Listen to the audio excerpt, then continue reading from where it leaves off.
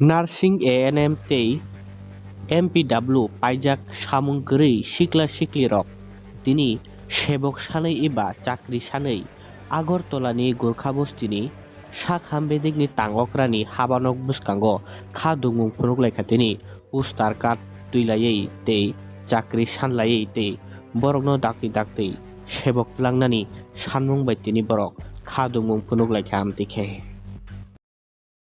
Professional course করেছি, তাই আমাদের এটাই দাবি যে আমাদের নিয়োগ করা হোক।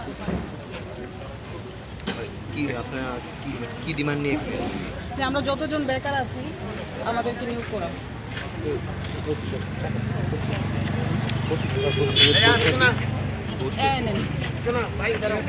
প্রশিক্ষণপ্রাপ্ত এএনএম বেকার দীর্ঘ 4.5 বছর থেকে 5 বছর অতিক্রান্ত হতে যাচ্ছে। আমরা পাস আউট হয়ে বসে আছি, কোনো নিয়োগ নীতি নেই।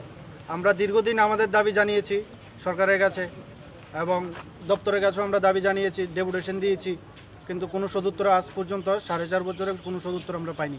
তাই আজকে 4.5 বছর পর আবার আমরা সবাই একত্রিত হয়ে এসেছি ডাইরেক্টর সাথে দেখা করার জন্য। যদি কোনো সদুত্তর না পাই তাহলে আমরা এখানে আজকে সদুত্তর পাওয়া পর্যন্ত আমরা অপেক্ষা করব।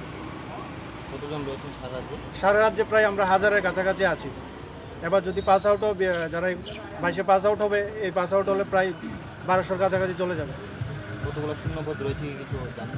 আমরা যতটুকু আমাদের কাছে খবর, আমরা একটা ডকুমেন্ট, পাবলিক ডকুমেন্ট আমরা বের করেছিলাম, তো আমাদের কাছে যতটুকু খবর আছে প্রায় 1000-এর কাছাকাছি শূন্যপদ খালি পড়ে আছে, কিন্তু কোনো নিয়োগ নীতি নেই।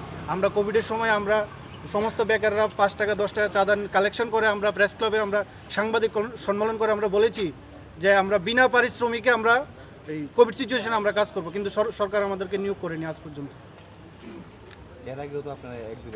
এর আগেও আমরা 2 থেকে 3 বার ডাইরেক্টর অফিসে আমরা তখন বলেছিল যে ফাইল পাঠাচ্ছে সেক্রেটারিতে বা ফিনান্সিয়াল অনুমোদন হচ্ছে না, এই চলছে আজ 4.5 বছর ধরে, কোনো সদুত্তর আজ পর্যন্ত আমরা পাইনি। এটাই। আমার নাম রাকেশ মিয়া।